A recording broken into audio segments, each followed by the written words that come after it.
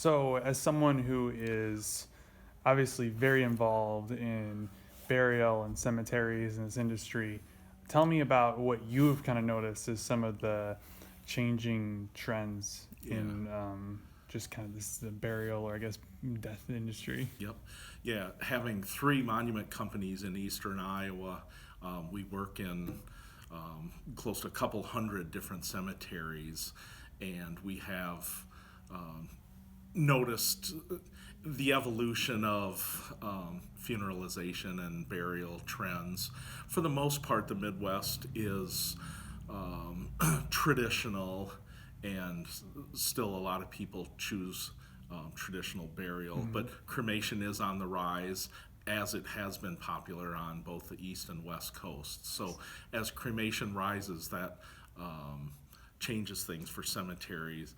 Some people who choose cremation do not choose to bury the cremains, although some do still bury the cremains in the cemetery. But if a husband and wife both choose cremation, they could both go in one grave as opposed to two graves. So that does change the revenue model for cemeteries.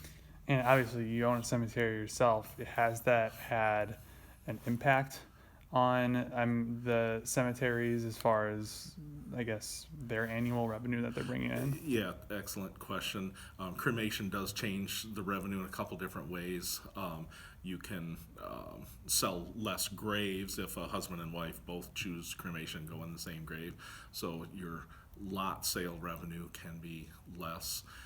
And then also, it's less expensive to bury cremains than a traditional burial. So your burial fee revenue is less total when you factor in rising cremation and lowering total traditional burials.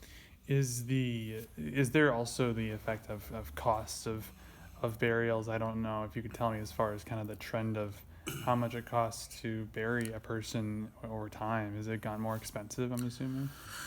Yeah, just with everything, it seems there's cost of increases, and so when revenues go down, sometimes those costs can go up even a smidge more proportionately.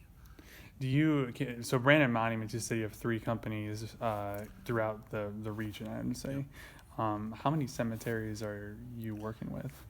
Yeah, between our monument company locations in Dubuque, Manchester, and Marion, Cedar Rapids, we probably work in between 150 and a couple hundred different cemeteries all across eastern Iowa, Okay. southwest Wisconsin, and northwestern Illinois. One thing that I've noticed is that I read about cemeteries in larger cities having space issues, but that doesn't seem to really be the case in our region.